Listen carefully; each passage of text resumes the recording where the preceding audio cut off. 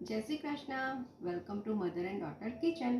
આજે આપણે બનાવીશું ગુજરાતીઓના ફેવરિટ ખમણ, જે ઇન્સ્ટન્ટ બનાવું છું ચણાના લોટથી. તેના માટે આપણે શું સામગ્રી જોઈશે તે હું તમને બતાવી દઉં છું.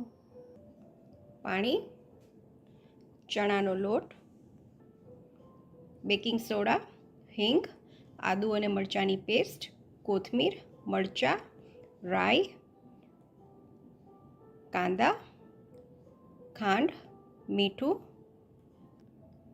લીંબુના ફૂલ અને તેલ.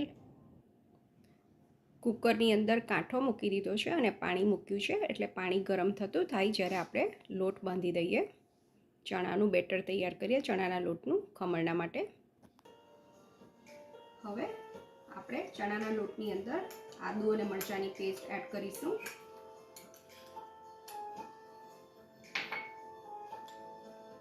ખાંડ,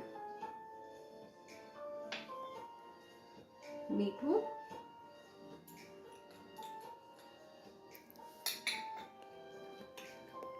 અને લીંબુના ફૂલ.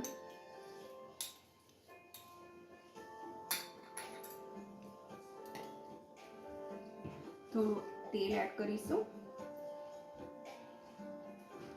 અને હવે બધું પાણીની વડે મિક્સ કરી દઈશું.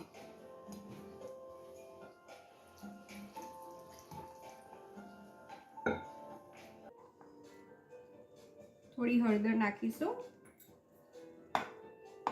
મિક્સ કરી દઈશું.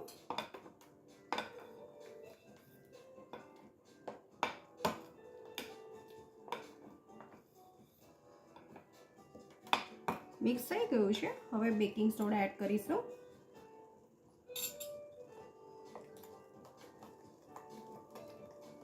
અને એક જ ડિરેક્શનમાં હલાવવું. લોટનો કલર પણ તમે જોઈ શકો છો બેટરનો, એકદમ જુદો અને ફ્લફી થઈ ગયો છે. બેટરની આવી કન્સિસ્ટન્સી હોવી જોઈએ, એકદમ ફ્લફી અને પરફેક્ટ. થાળી તેલથી ગ્રીસ કરી દીધી છે, એની અંદર આપણે બેટર મૂકીશું.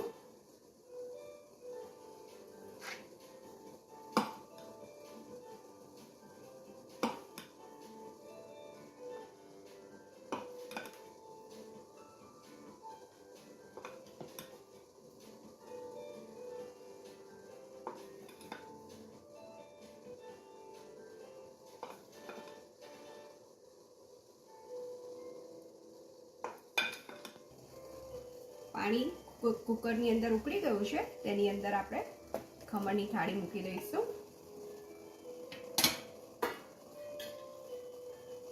અને ઢાંકી દઈશું. 10 થી 15 મિનિટની અંદર રેડી થઈ જશે. ખમણની થાળી થાય છે ત્યાં સુધી આપણે ખમણના માટે વઘાર કરી દઈશું. એના માટે વઘારિયામાં તેલ લઈશું.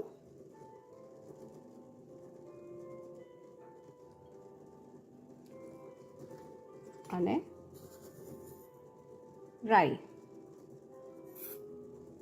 અને વઘાર કરી દઈશું.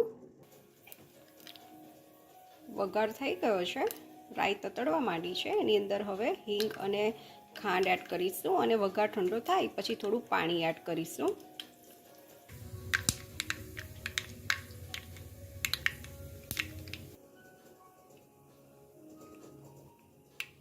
હિંગ નાખીશું, થોડું ઠંડુ પડે પછી ખાંડ અને પાણી એડ કરીશું.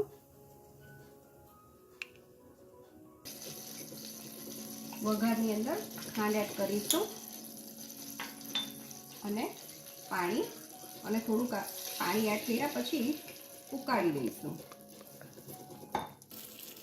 પાણી એડ કર્યા પછી આવી રીતે પાણીને ઉકાળી દેવું.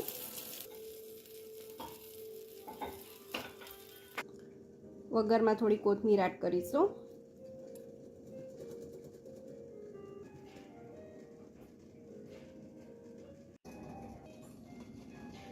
ચપ્પુ વડે ચેક કરીશું. ચપ્પુ તદ્દન ક્લીન આવે છે, દેટ મીન્સ કે આપણી ખમણની થાળી તૈયાર છે. ખમણની થાળી કાઢી દીધી છે કુકરમાંથી. હવે થોડી ઠંડી પડવા દઈશું અને ઉપર વઘાર કરીને કટ કરીશું. વઘાર એડ કરીશું.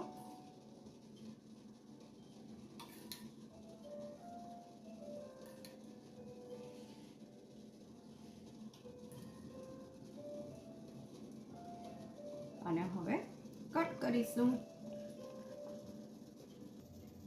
થાળી પર વઘાર એડ કરી દીધો છે. હવે આપણે કટ કરીશું.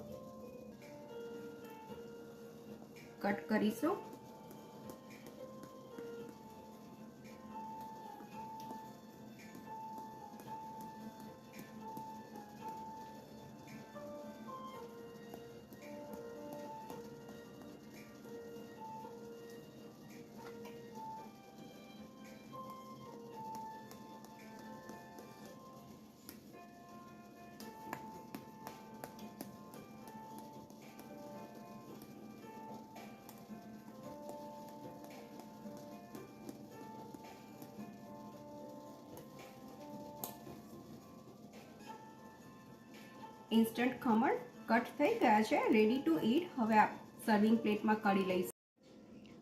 ખમણ રેડી છે, જે મરચાંની જોડે સર્વ કર્યા છે. કાંદા છે અને ચા, કારણ કે ગુજરાતીઓનો ફેવરિટ બ્રેકફાસ્ટ છે ખમણ અને ચા સવારે. Thank you so much for watching. Thank you so much for your time. Thank you so much for watching. See you soon with new recipe, new video. Thank you.